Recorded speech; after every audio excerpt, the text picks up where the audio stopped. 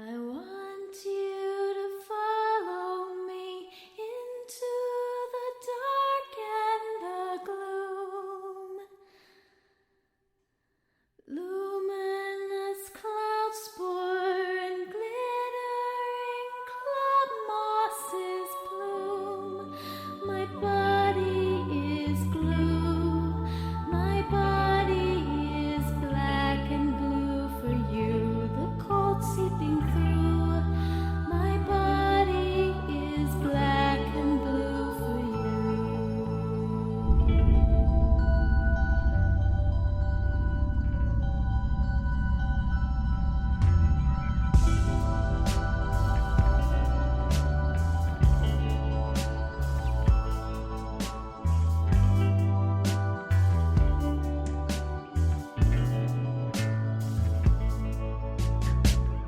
Shadows marching while we are emerging into the night, into the night, molten. Here we are, beholden, imminent light, clouding our sight. The moths are gathering now, white kites and gossamer, great ambient philosopher.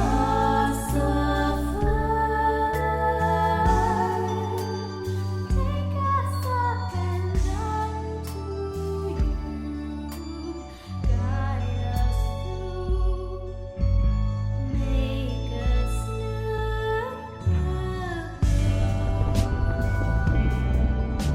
Black and blue,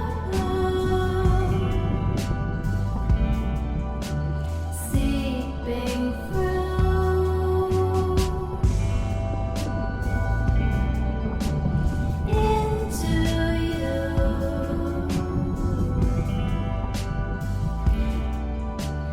Black and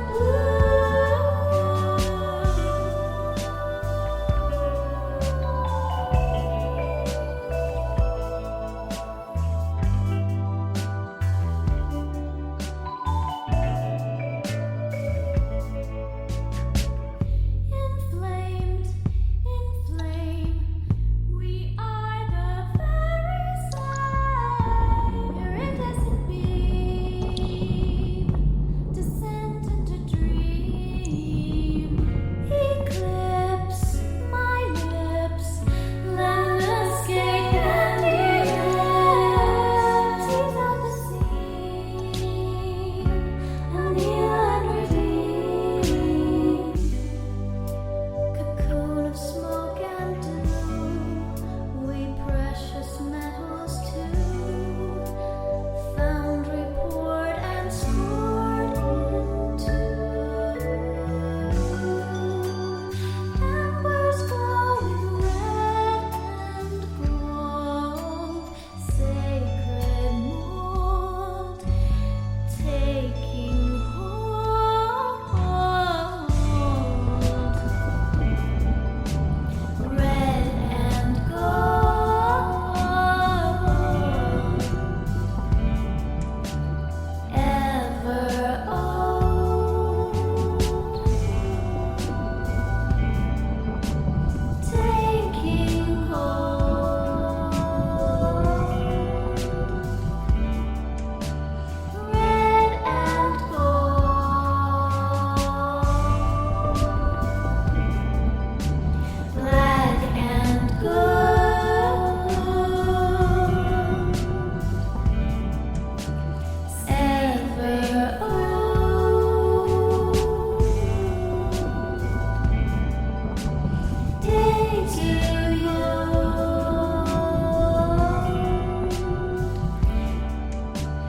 Black and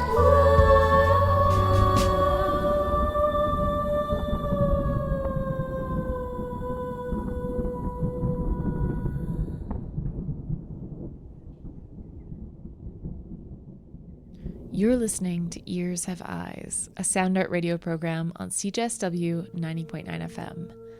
We're broadcasting from Treaty 7 territory in southern Alberta, home to the Blackfoot Confederacy, the Tsuut'ina First Nation, the Stoney Nakoda, and Métis Nation of Alberta, Districts 5 and 6. You can also listen to our program on Golden Co-op Radio in beautiful British Columbia on the traditional territory of the Ktunaxa people. I'm your host, Caitlin Brown. My usual co-host, Wayne Garrett, won't be joining me this month.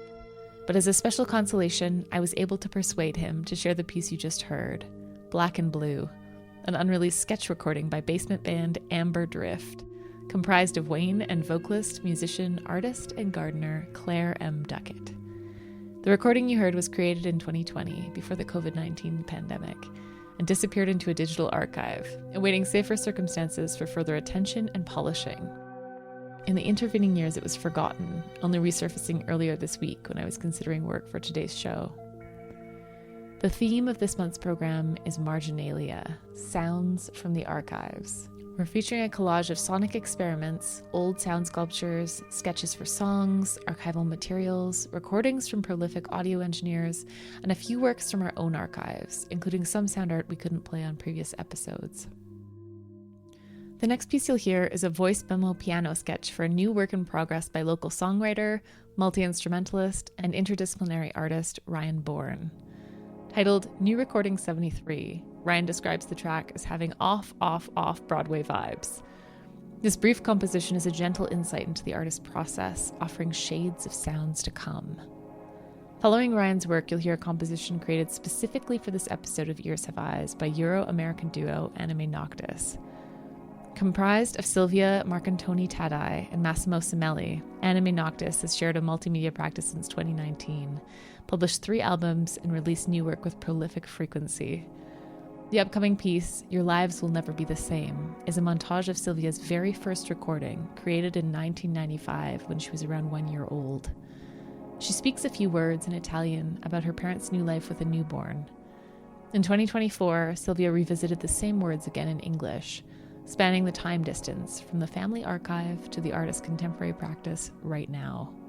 This is New Recording 73 by Ryan Bourne. Stay tuned for Your Lives Will Never Be the Same by AnimaeNoctis.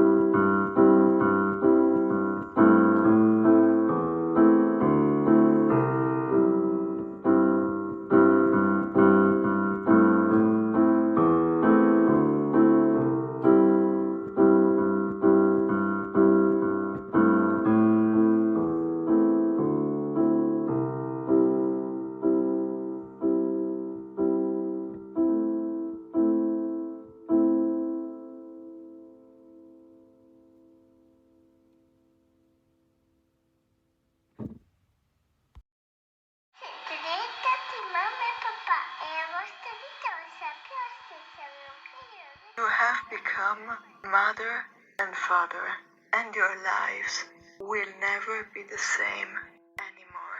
You have become mother and father, and your lives will never be the same anymore.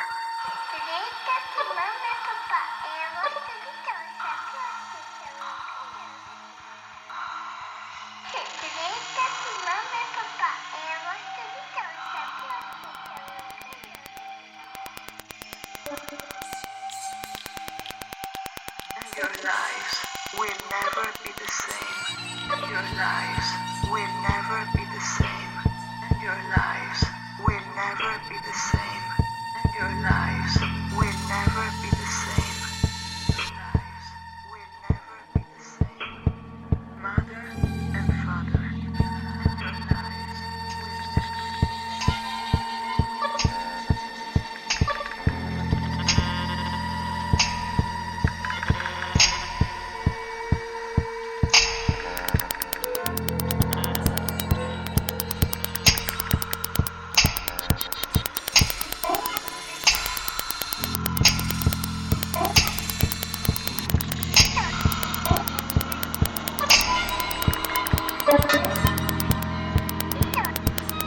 You have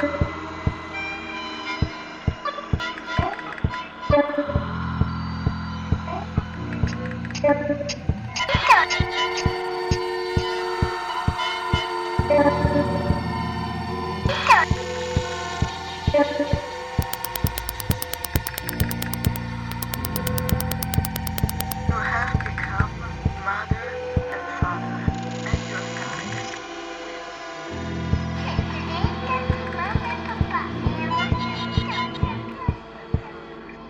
and your lives will never be the same anymore.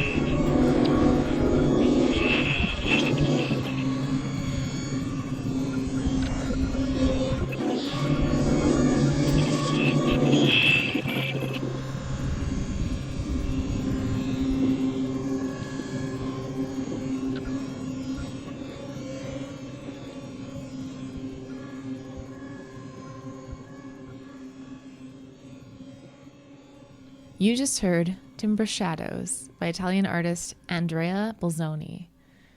Timber Shadows is a 2021 collection of experimental music processed using various neural networks and automated sound processing techniques. This piece first arrived in our ears many months ago when Andrea's label Latent Space sent his work our way for a previous theme, Deep Dream, Dark Web. Due to time constraints, we weren't able to include it on that episode, but it went into our archives, awaiting the right moment for a future airing date, today. According to Latent Space, Andrea is exploring the potential and the limits of composition from the perspective of timbre. More specifically, Bolzoni chose to investigate a computational approach to timbre analysis and sound generation. The sounds were produced from different sources, and towards the end, Bolzoni introduced a component of stimulus and reaction. Ears Have Eyes was initially designed to find sonic intersections between experimental sound and visual art. Many artists are doing the same, including Victoria-based artist Alison Bigg. An artist with degenerative hearing loss, Alison explores new ways to navigate this quickly fluctuating and information-saturated world. Working with sculptural assemblage, printmaking, and ceramics, in her own words, Alison offers fresh ways to engage with and cope with the noisy world by sparking a sense of curiosity using humor and irony. For our Marginalia episode, Alison is sharing a series of 5 short sound sketches, each about 10 seconds in duration, which were originally imagined to help communicate the use of 5 corresponding oracle sculptures. That's oracle spelled A-U-R-I-C-A-L. The oracles are assemblage sculptures that can be used to navigate this noisy world. As unimaginable amounts of information have been made available through various digital devices, some hearing frequencies have been lost. It is either too much to take in, so that what is hardest to hear is consciously or unconsciously ignored, or the empathic listening is lost due to information overload, causing a communal deafness.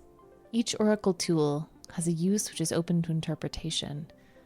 The user might use the device to filter misinformation, to amplify sound, to focus on the signal, to help with critical thinking, or to silence the noise. 1. For scrambling the vibrations, decoding the signal.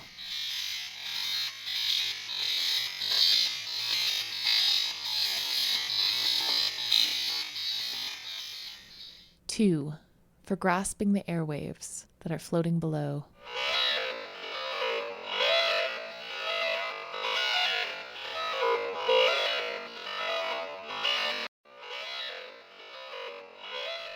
3. For vacuuming irritating sound out of the void.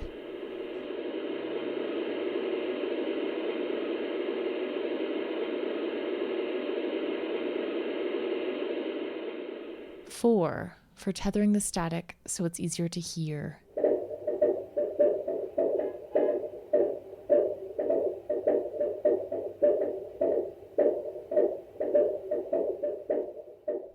5. For reaching the music from inside the ear.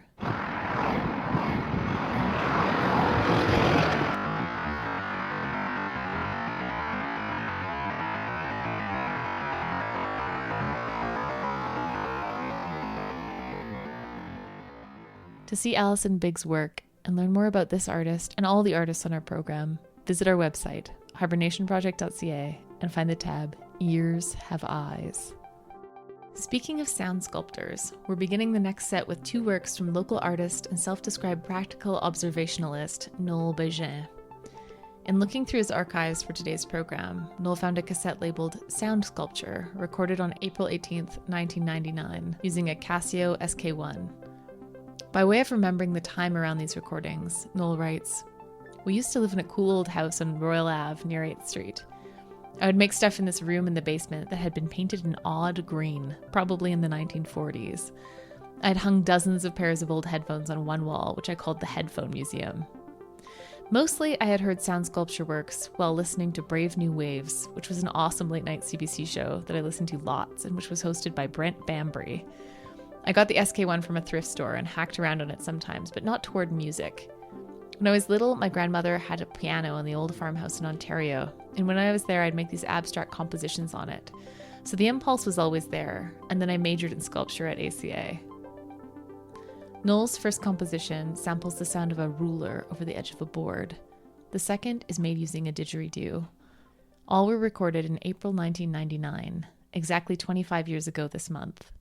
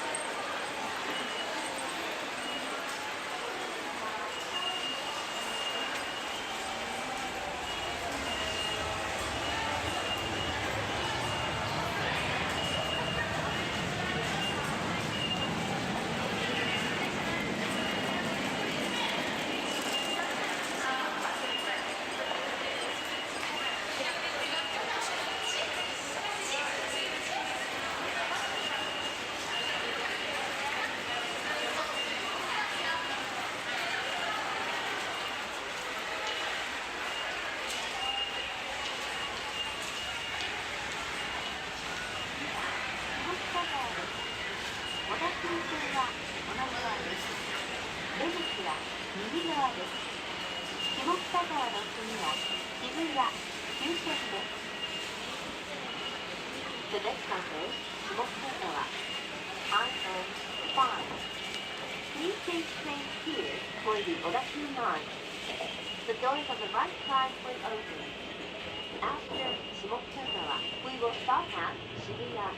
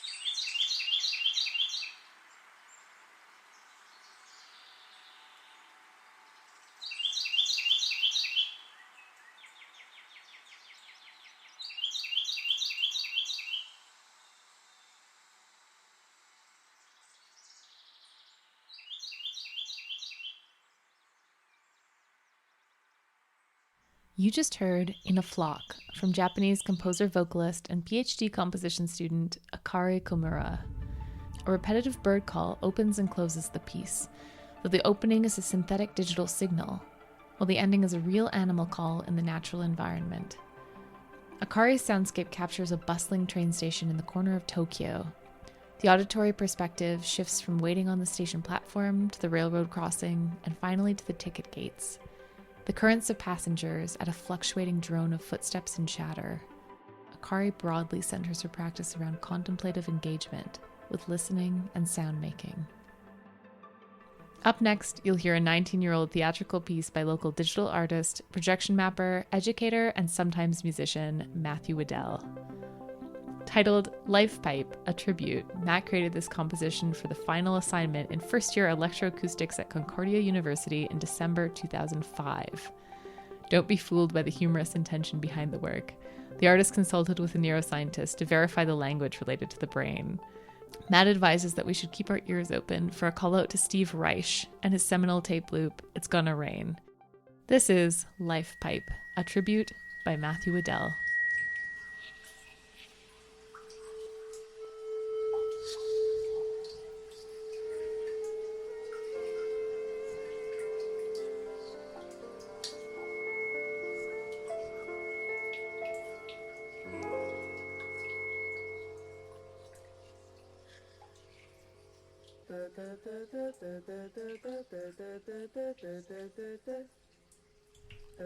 Hello, my name is Howard Manacle, and I've been asked to give an interview about my involvement with the cosmic force known as life pipe.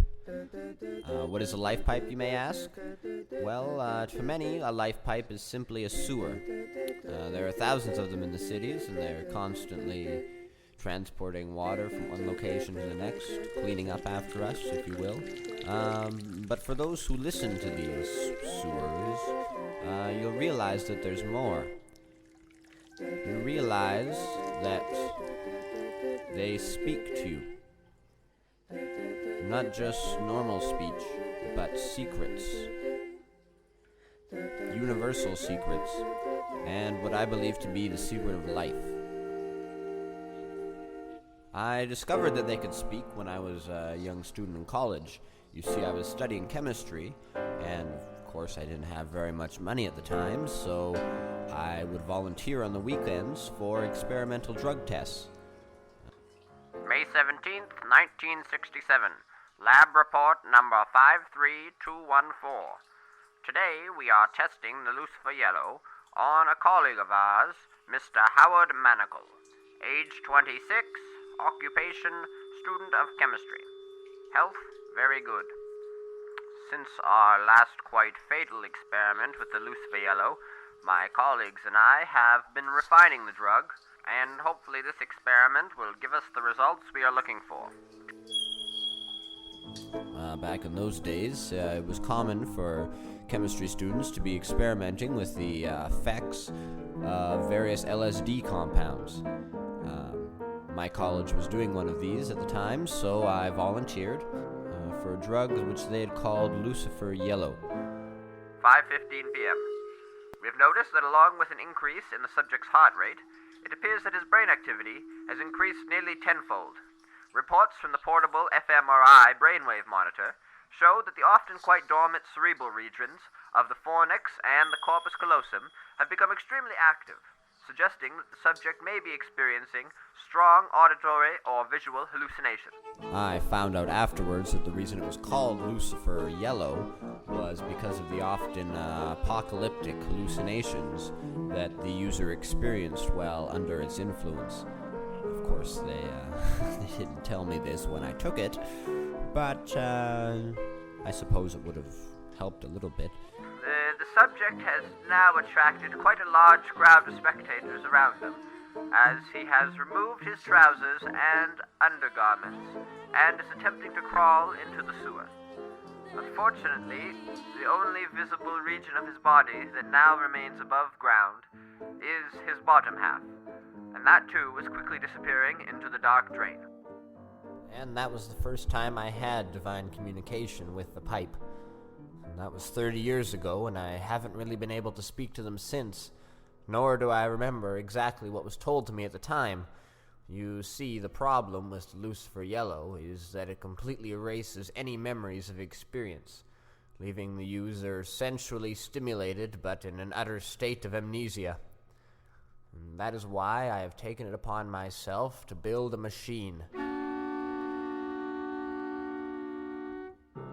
A machine that has the capacity to translate the divine commandment of the life pipe into something we can understand, something we can live by. Finally, after so many years of waiting, I will be able to share the message of the life pipe with all of you. Soon, we will all be living underground, alongside the life pipes, learning from them, loving them. All of us. All of us. All of us. The pipes speak of life. Follow the pipe. Follow the pipe to the light through the pipe to the light again. You see, the problem with not being able to translate the word of the life pipe into any recognizable language is that no one really believes me when I tell them that the life pipe speaks to me. In fact, they think I'm kind of crazy. Oh, but that's not true. My wife believes me. She's believed me for 25 years, ever since I met her at the base of a life pipe.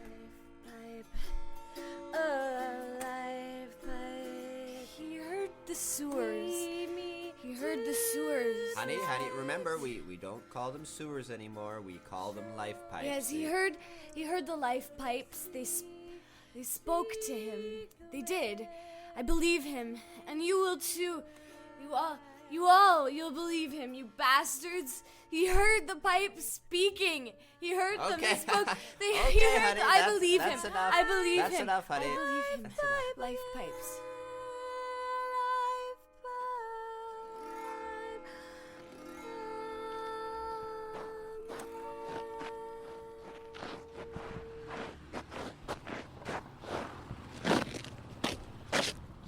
I am approaching the mouth of the first life pipe.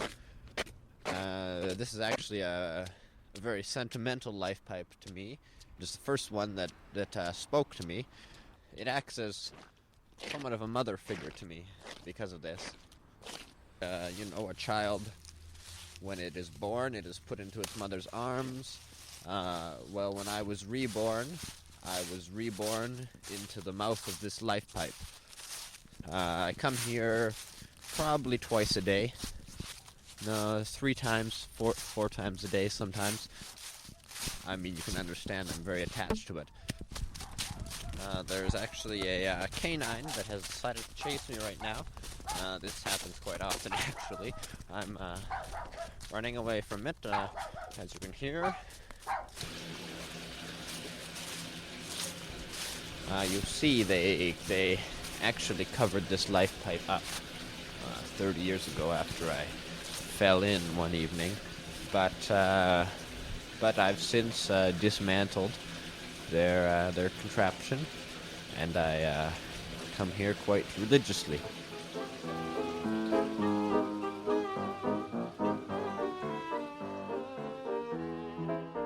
Okay, it is Thursday, June 8th, 1997, and my machine is complete. Now all that's left to do is to take it into the life pipe and begin the translation ceremony. First, before we do this, I should probably check the weather report to see what the conditions are.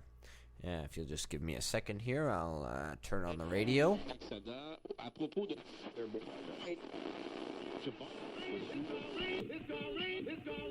Okay, perfect. It's gonna rain. This is ideal, you see, because rain, or life water as I like to call it, is an essential part in the life pipe cycle. Rain is like food for the life pipe. If you want your child to grow to be a big, strong boy, you feed him spinach, right? Well, likewise, if you want the life pipe to reveal all the secrets of the universe to you, you first must feed it water. So essentially, a life pipe without water is like a child without food. Dead.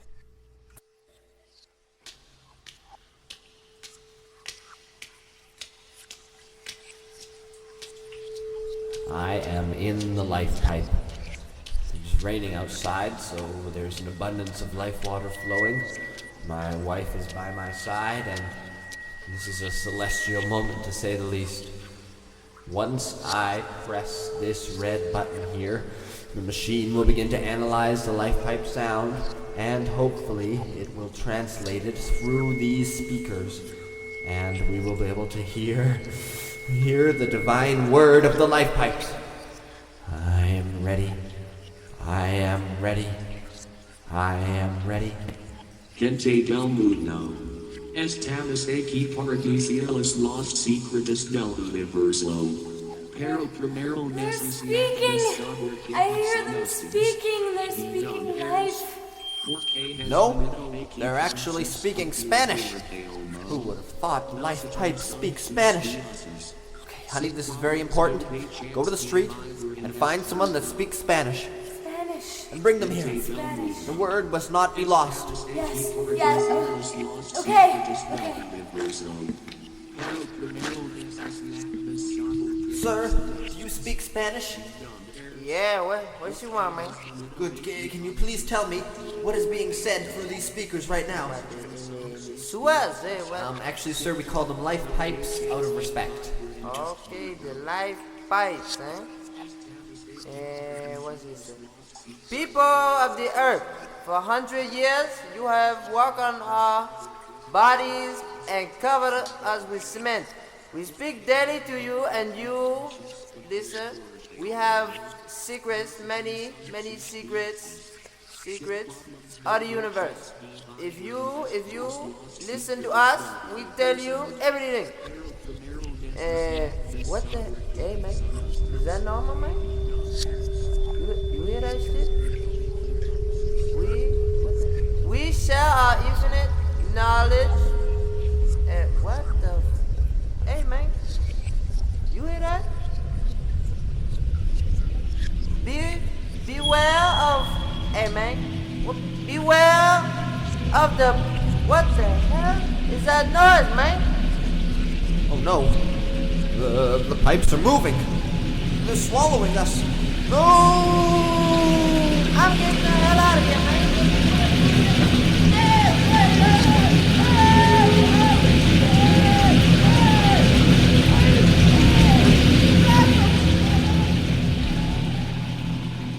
That was Life Pipe, a Tribute by Matthew Waddell, an archival student work from 19 years ago in 2005. You've been listening to Ears Have Eyes on CJSW 90.9 FM and Golden Co-op Radio. Next month's theme is Architecture, the sounds of places inside out. If you want to submit your own audio-based experiments or learn more about the sound artists on this show, visit hibernationproject.ca and find the tab Ears Have Eyes.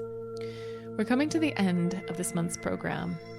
The next composition comes from local musician and prolific sound engineer Brad Hawkins, professionally known as Pedro Monkeyfinger.